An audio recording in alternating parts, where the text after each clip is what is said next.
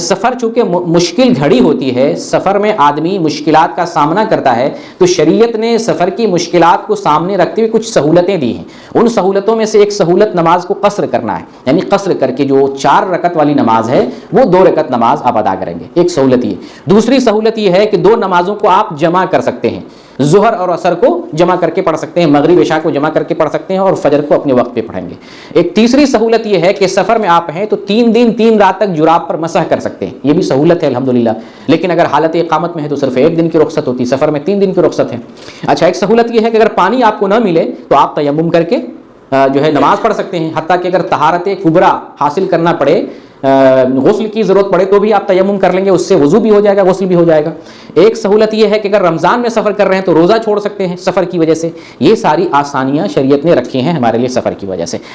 تو آئیے سفر کے جو بڑے مسائل ہیں ان کو جانتے ہیں۔ سفر کا سب سے پہلا اور بڑا مسئلہ ہے کہ سفر کتنی دوری پر سفر ہوتا ہے، کتنا دور سفر کریں گے تو سفر کہلاتا ہے۔ اس سلسلے میں مختلف احادیث ہیں، اس لیے علماء نے جو کچھ مسائل بیان کیے وہ اجتہادی ہیں، اس کو 100% یہ کہہ سکتے ہیں یہی بالکل حق ہے۔ اگر کوئی اس کے برخلاف بھی حدیثوں کے مطابق عمل کرتا ہے تو آپ اس کو غلط نہیں کر سکتے ہیں، تو اجتہادی مسئلہ ہے۔ اس میں جیسے ایک حدیث آتی ہے، مسلم کے اندر ایک حدیث ہے 691 نمبر کی، انس بن مالک رضی اللہ تعالیٰ عنہ سے مروی ہے کہ نبی کریم صلی اللہ علیہ وسلم نے 3 میل یا 3 فرسخ پر آپ نے 2 رکعت نماز پڑھی ہے۔ 3 میل، 1 میل 1 کلومیٹر سے تھوڑا سا زیادہ ہوتا ہے، 3 میل کا مطلب ہوتا ہے 5 کلومیٹر۔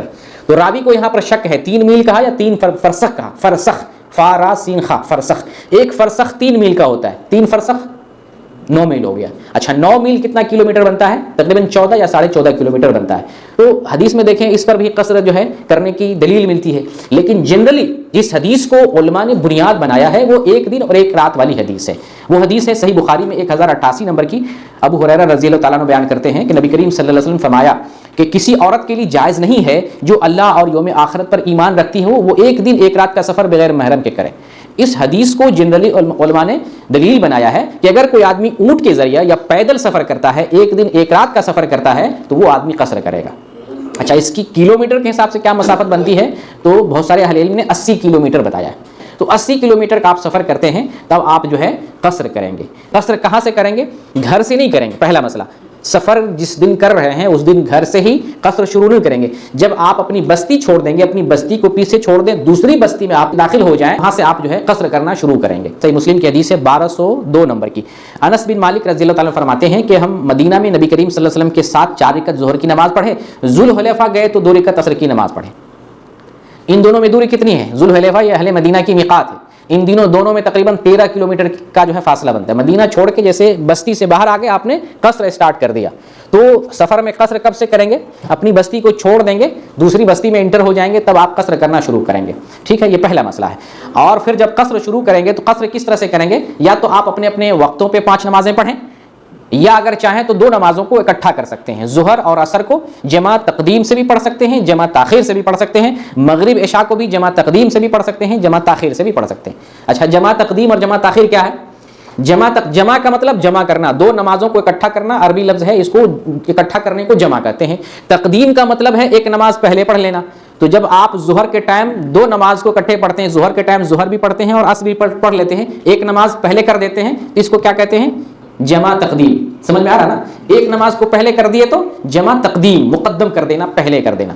جمع تاخیر کسے کہتے ہیں؟ 2 نمازوں کو جمع کرنا لیکن تاخیر سے، جسے عصر کے وقت اگر آپ پڑھنا چاہیں تو ظہر اور عصر جو ہے دونوں پڑھ سکتے ہیں، عصر کے وقت بھی ظہر عصر پڑھ سکتے ہیں، تو اس کو جمع تاخیر کہتے ہیں۔ تو آپ ظہر سفر میں ہوتے ہیں تو چاہے تو ظہر کے وقت ظہر عصر دونوں پڑھ لیں، یا ظہر کے ٹائم میں ظہر نہ پڑھیں، عصر کے وقت میں ظہر عصر دونوں پڑھ لیں۔ ٹھیک ہے، اسی طریقے سے مغرب کا معاملہ ہے کہ چاہے مغرب کے وقت جو ہے مغرب عشاء پڑھ لیں، یا چاہے عشاء کے وقت مغرب اور عشاء دونوں پڑھ لیں۔ اور اگر 5 وقت کی نماز اپنے اوقات پہ بھی پڑھتے ہیں تو کوئی حرج کی بات نہیں۔ یہ دوران سفر کا مسئلہ ہوا، 80 کلومیٹر کا سفر کر رہے ہیں، راستے میں ایسے کریں گے۔ اچھا، جب رہائش پر پہنچ جائیں گے تو کیا مسئلہ ہے؟ رہائش پر جب پہنچ جاتے ہیں تو 2 کنڈیشن ہے۔ ایک کنڈیشن ہے کہ 4 دن ٹھہرتے ہیں یا اس سے کم ٹھہرتے ہیں، ایک کنڈیشن۔ دوسری کنڈیشن ہے 4 دن سے زیادہ ٹھہرتے ہیں۔ نبی کریم صلی اللہ علیہ وسلم جب حجۃ الوداع کے موقع سے مکہ آئے تھے تو آپ 4 دن مکہ میں اسٹے کی اور قصر کرتے رہے۔ تو یہاں سے دلیل لیتے ہیں اور یہ مسئلہ اخذ کرتے ہیں کہ اگر کوئی آدمی کسی جگہ پہ 4 دن ٹھہرتا ہے یا اس سے کم ٹھہرتا ہے تو قصر کرے گا۔